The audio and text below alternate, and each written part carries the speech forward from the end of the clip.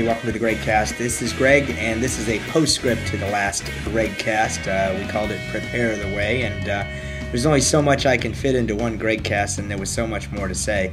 Actually, I like following the readings as we go through our church year, and this weekend in particular, I think the readings are very pertinent as we look in Matthew's Gospel at two significant events in one Gospel for the weekend. The first, of course, is that the crowds are so big. Oh, there's people everywhere. This one lady kind of reaches out from the side. She can't quite get close to him, so she just wants to touch him. So she tries to touch, and the idea is that she's thinking to herself, if I can just touch him, Jesus that is, if I can just touch his cloak, then maybe everything will be fine. And sure enough, Jesus, as it says in the Gospel, feels this energy, or this energy leaving, and he turns around, and then the disciples get all like security guy like, hey, back, everybody back, please, back. So Jesus says, no, hold on a second. Now, who touched me? Oh, you, ma'am. And he looks at her and he says, your faith has healed you. And you reach out and touch Christ. If you can get just close enough to touch him, then everything will be all right. And actually, in our Catholic Eucharistic tradition,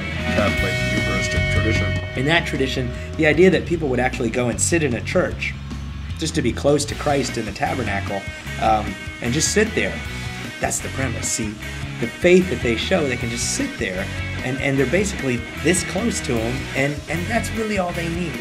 And that's the kind of prayer life I want to have, is to be that comfortable with my faith. The second imagery is that Christ, in the same gospel, Christ wanders on, and this guy comes up to him and says, my little girl is sick. Actually, unfortunately, what happens is that the little girl actually dies. But Jesus goes to the house and finds the little girl lying in bed. And unfortunately, the crowd comes out and says, oh, you're too late, she died. No, Christ says the words, Talitha Koum. I think that's how you say it. And it means, rise up, little girl. In this case, when Christ comes into your life, you rise. Rising to new life.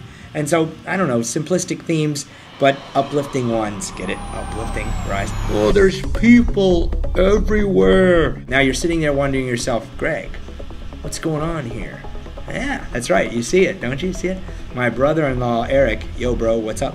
He challenged me to a goatee contest. That's right.